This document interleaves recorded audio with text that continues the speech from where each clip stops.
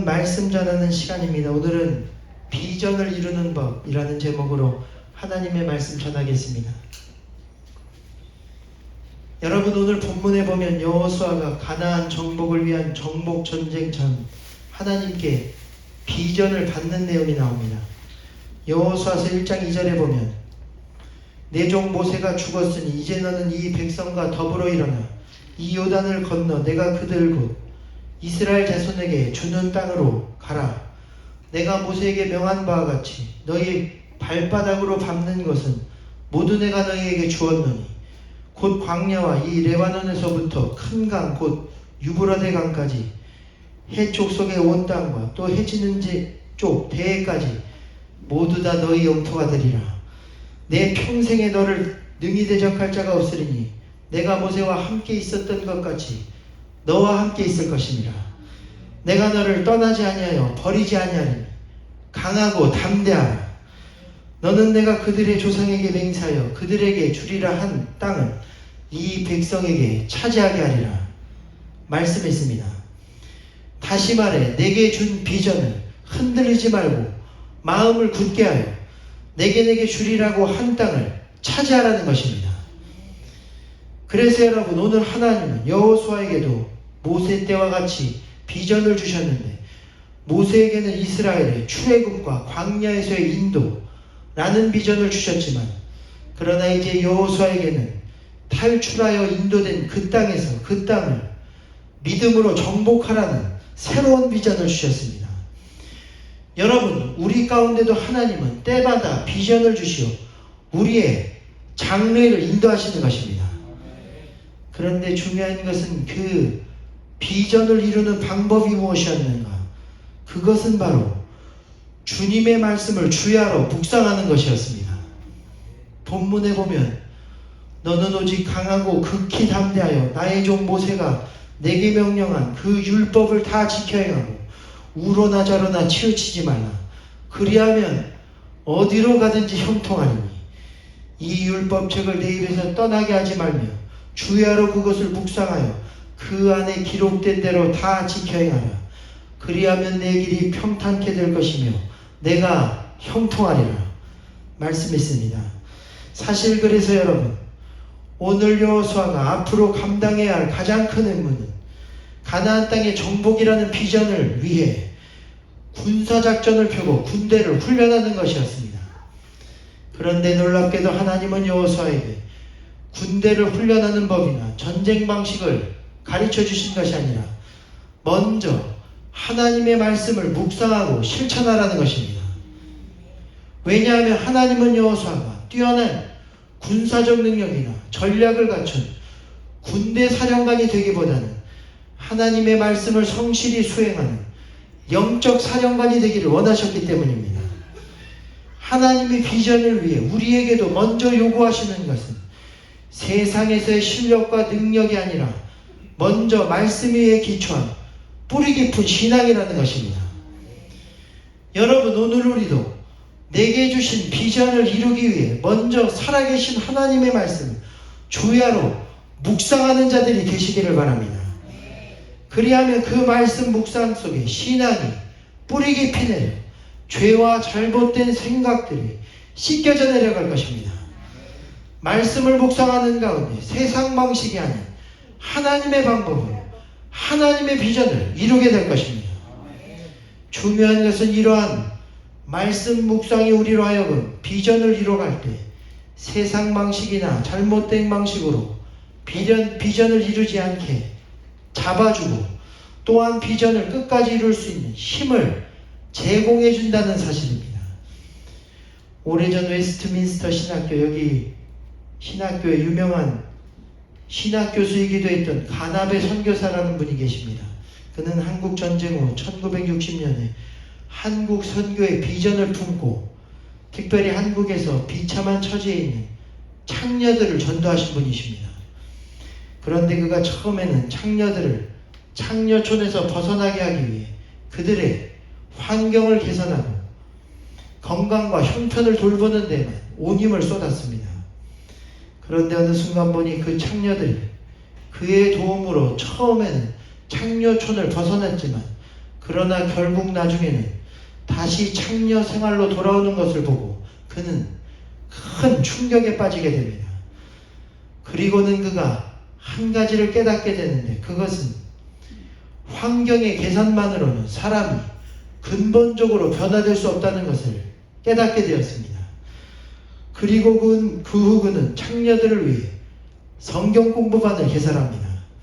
그리고 성경을 통해 예수님을 제대로 만날 수 있도록 도와주게 됩니다.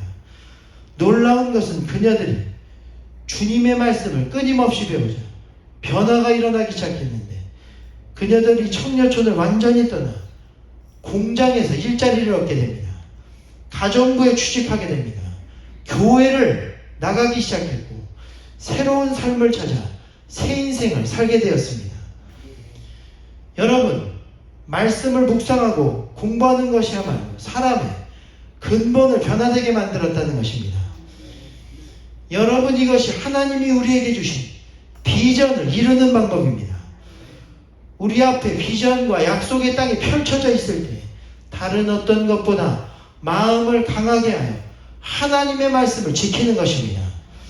율법책을 내 입에서 떠나지 말게 하며 주야로 그것을 묵상하는 것입니다. 그러면 항상 묵상한 그 말씀들이 내 안에서 솟아나와 비전을 향한 잘못된 길을 막아주게 되어 있습니다. 또한 비전을 이룰 힘을 끊임없이 제공해주게 됩니다. 유대인들은 이것을 토라 묵상이라고 불렀습니다.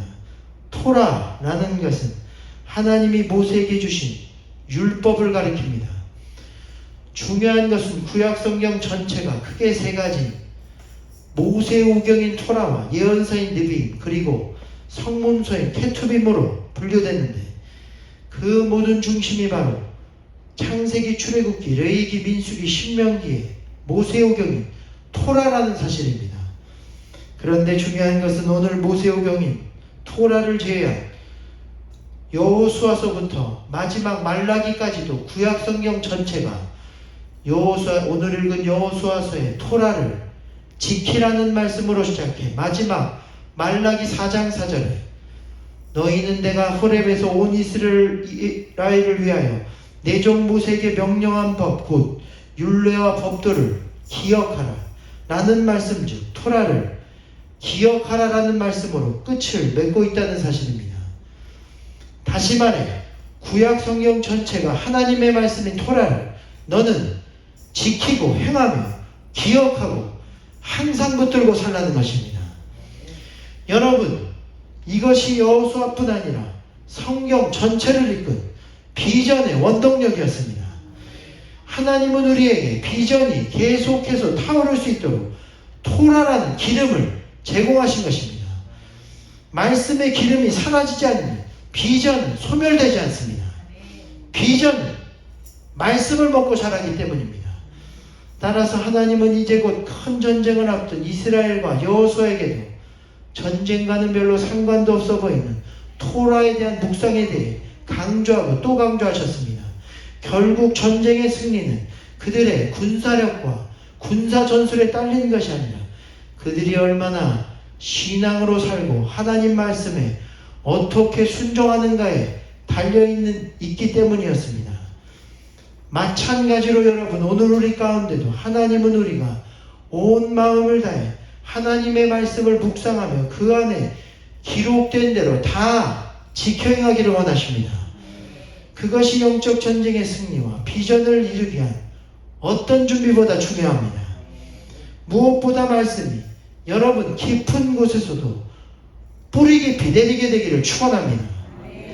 오늘 비전을 이루는 것은 내 마음 깊은 곳에 있는 하나님의 말씀으로부터 시작된다는 것입니다.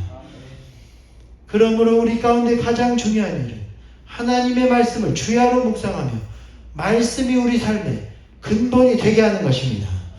이를 위해 오늘 본문에는 이 율법책을 내 입에서 떠나게 하지 말며 주야로 그것을 묵상하라 말씀했습니다. 여기서 묵상은 히브리어로 하가라는 단어입니다. 하가는 크게 두 가지 뜻을 가지고 있는데, 첫째는 동물들이 배고플 때 내는 소리입니다. 또한 둘째는 사람이 내는 홀로 반복하여 낳는 소리로 그러니까 오늘 하나님의 말씀을 묵상한다는 것은 동물들이 먹이를 찾을 때 간절함으로 내는 소리와 같이 하나님의 말씀을 간절히 찾고 주야로 그 말씀을 네 입에서 떠나지 않게 고백하는 것이라는 것입니다. 오늘 저와 여러분이 이렇게 간절히 하나님의 말씀을 묵상하고 찾는 여러분이 되시기를 바랍니다. 신앙의 사람들은 모두 이렇듯 성경을 삶의 근간으로 삼고 간절히 사모한 사람들이었습니다. 교육의 아버지 페스탈로치를 만든 것도 성경입니다. 페스탈로치는 하나님이 주신 사명으로 교육자의 길을 걷기 시작했고 마른 빵으로 끼니를 때울 때에도 아내와 함께 항상 성경을 묵상하며 감사 기도를 하나님께 올려드렸습니다. 또한 20세에 데뷔하여 29세 때 은퇴하여 짧은 기간 활동하였는데도 전 유럽을 넘어 전 세계 음악사의 한 획을 그은 전설적인 성악가 제니 린드도 그녀는 당시 1800년도를 주름잡던 소프라노였고 그녀의 나라였던 스웨덴은 이 제니 린드의 얼굴을 당시 자국의 가장 고가의 화폐인 50크로네짜리 지폐에 새겨넣을 정도였습니다. 그녀가 당시 얼마나 유명한 소프라노였는가. 당시 미국에서 열린 그녀의 리사이틀 독참회는 현재까지도 티켓 가격값이 깨지지 않은 가장 비싼 소창회로 기록됩니다. 그녀의 이름이 들어간 장갑, 소파, 손수건 등은 전 세계에 불티나게 팔렸고 당시 사람들은 노래를 잘 부르는 생 꾀꼬리 나이팅게일에서 그 이름을 따 그녀를 스웨덴의 나이팅게일이라고 불렀습니다. 안데르센의 동화 나이팅게일도 이 제니 린드를 짝사랑한 안데르센이 그녀를 모델로 하여 만든 동화입니다. 그녀는 그렇게 많은 사람들의 사랑을 받았고 막대한 돈을 벌었지만 정작 그녀는 그 돈의 대부분을 불우한 사람들에게 기부해 큰 존경을 받기도 했습니다. 그런데 그녀가 한창 전성기를 달리던 시절 돌연 은퇴를 선언합니다. 그런데 그 이유가 매우 놀라웠습니다. 그 이유는 바로 성경을 읽을 시간이 부족하다는 이유였습니다. 그녀는 은퇴 후 남은 여생을 시골로 내려가 날마다 성경을 묵상하고 살게 됩니다. 그만큼 그녀는 하나님의 말씀을 간절히 사모하고 사랑했습니다. 오늘 저와 여러분이 그렇게 되기를 축원드립니다. 또한 링컨 대통령의 어머니 감리교인인 낸시 또한 살아생전 링컨에게 성경을 늘 읽고 성경대로 살 것을 부탁합니다. 그녀의 마지막 유언도 너는 평생 하나님의 말씀을 보배로 삼고 재산을 삼고 양식을 삼아 그 교훈대로 살아가라. 그리하면 내 길이 형통하리라. 라는 말씀이었습니다. 그 유언대로 링컨은 살아생전 성경을 가장 많이 읽은 대통령이 되었으며 지금도 워싱턴 박물관에 가보면 링컨이 애독하던 성경책이 보관되어 있는데 그의 성경에는 손때 묻은 자국들이 많이 남아 있습니다. 그것은 그가 성경을 틈날 때마다 반복적으로 펼쳐 읽었기 때문입니다. 여러분, 오늘 저와 여러분도 성경을 가까이 하게 되기를 바랍니다. 하나님의 말씀을 사랑하고 주야로 묵상하며 그 영적 능력으로 주님이 내게 주신 비전을 이뤄나가게 되기를 바랍니다. 말씀이 행복이 되고 말씀이 현실이 되며 말씀이 양식이 되고 말씀이 길이 되고 말씀을 통해 자유를 얻고 말씀에서 진리와 생명을 얻는 저와 여러분이 되시기를 소망합니다. 그러기 위해 말씀을 묵상하고 말씀대로 사는 것에 온 힘을 쏟는 저와 여러분의 가정이 되기를 축원드립니다. 마지막 이야기를 하고 마치겠습니다. 구약 요시야 왕 때 큰 종교개혁이 일어납니다. 그리고 그것은 오랫동안 잃어버렸던 율법책을 발견한 사건에서 시작되었습니다. 요시야의 때는 여호수아의 시대의 약 800년이 지난 때로서 오늘 본문의 여호수아의 때로 800년이 지난 때였습니다. 하나님은 여호수아와 그 종들을 통해 하나님의 말씀을 주야로 묵상하라고 계속하여 신신당부하였지만 그러나 그로부터 800년이 지난 요시야 왕 때는 하나님의 말씀을 읽지도 아니 하나님의 말씀을 잃어버려 존재하지도 않은 때였습니다. 그런데 그때 대제사장 hil기야가 예전의 불신앙적인 왕과는 달리 하나님이 기뻐하시는 새로운 왕 요시야 왕의 명령을 따라 성전을 수리하다 하나님의 율법책을 발견하게 됩니다. 그 율법책이 성경학자들이 가장 유력한 추정으로는 오늘 본문에 나오는 토라, 즉 모세오경으로 보는 견해가 가장 많습니다. 이에 율법책을 발견한 hil기야는 그 율법책을 서기관 사반에게 넘기게 되었고 책을 넘겨받은 사반은 그 책을 즉시 읽게 됩니다. 성경에는 읽었다고 나오는데 그러나 사실 원어로는 crying out, 울며 소리치며 읽어내려갔다는 것입니다. 하나님의 율법이 수백 년 만에 발견된 기쁨과 감격에 그동안 잃어버렸던 말씀에 대한 서기관 사반의 마음 심히 떨리고 감동되기 시작한 것입니다. 그리고 요시야 왕에게로 돌아간 사반이 율법책을 왕 앞에서도 읽자 듣는 순간 왕도 옷을 찢었습니다. 당시 옷을 찢는다는 것은 회개의 의미입니다. 아마도 그 회개의 첫 번째 의미는 하나님의 말씀을 수백 년 동안 잃어버렸던 것에 대한 이스라엘 왕으로서의 크나큰 아픔과 회개였을 것입니다. 또한 두 번째 의미는 직접 들은 하나님의 말씀을 통한 자신의 죄가 깨달아지는 것에 대한 애통과 아픔이었을 것입니다. 이에 요시야 왕은 회개가 끝난 후 즉시 예루살렘의 모든 장로들을 모으고 모든 백성을 모아 성전에서 발견한 하나님의 율법책을 읽고 귀에 들을 수 있도록 합니다. 그리고 그 말씀을 따르게 만들었습니다. 순종하게 만듭니다. 그리고 말씀을 지켜 우상들을 쪼개버렸습니다.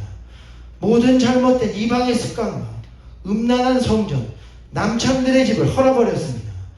지키지 않던 유월절을 지키기 시작했고 마음을 다하며 뜻을 다하고 힘을 다하여 율법책에 적힌 하나님의 말씀을 따라 모든 것을 돌이키기 시작합니다. 비록 그의 종교개혁은 이미 너무 늦은 회개로 인하여 결국 실패로 끝이 났지만 율법책의 발견을 통한 요시야 왕의 개혁은 지금까지도 많은 교회와 성도들에게 큰 도전을 주고 있습니다. 그래서 여러분 오늘 말씀 한마디입니다. 요시야 왕 때 hil기야와 제사장이 발견한 율법책의 단 한 번의 선포가 수백 년 동안 유월절을 지키지 않고 하나님의 말씀을 지키지 않던 이스라엘을 한순간에 변화시키고 개혁시켰습니다. 오늘날도 우리가 주님의 말씀을 주야로 묵상하고 항상 기억하며 지키려 노력하면 놀라운 변화가 일어나게 될 것입니다. 교회가 바뀌고 세상이 변화되게 될 것입니다. 마지막 오늘 본문에도 보면 너는 오직 강하고 극히 담대하는데 너의 종 모세가 내가 내게 명령한 그 율법책을 다 지켜 행하는데 강하고 담대하라 말씀했습니다. 오늘날도 사탄은 우리로 무엇보다 하나님의 말씀을 빼앗으려 하고 그래서 비전을 잃어버리게 하고 이룰 수 없게 만들지만 우리는 온 힘을 다해 말씀을 지켜야 한다는 것입니다. 말씀을 지키는데 온 힘을 다하고 마음을 강하게 하여 그 힘을 통해 비전을 이루며 내가 내게 약속한 축복의 땅을 차지해야 한다는 것입니다. 그러므로 이 시간 주님의 말씀을 회복하시게 되기를 바랍니다. 삶 가운데 밤낮으로 말씀을 사모하고 사랑하시게 되기를 축원드립니다. 그 말씀이 우리로 약속의 땅을 차지하며 비전을 이루게 하는 원동력이 될 것입니다. 언젠가 위급한 순간 내 안에서 있던 말씀이 튀어나와 나와 내 자녀를 빛으로 인도하게 될 것입니다. 이 시간 그렇게 되게 주신 비전들이 이루어질 수 있도록 말씀의 사람들이 되게 하여 주시옵소서. 함께 기도하는 시간을 갖겠습니다.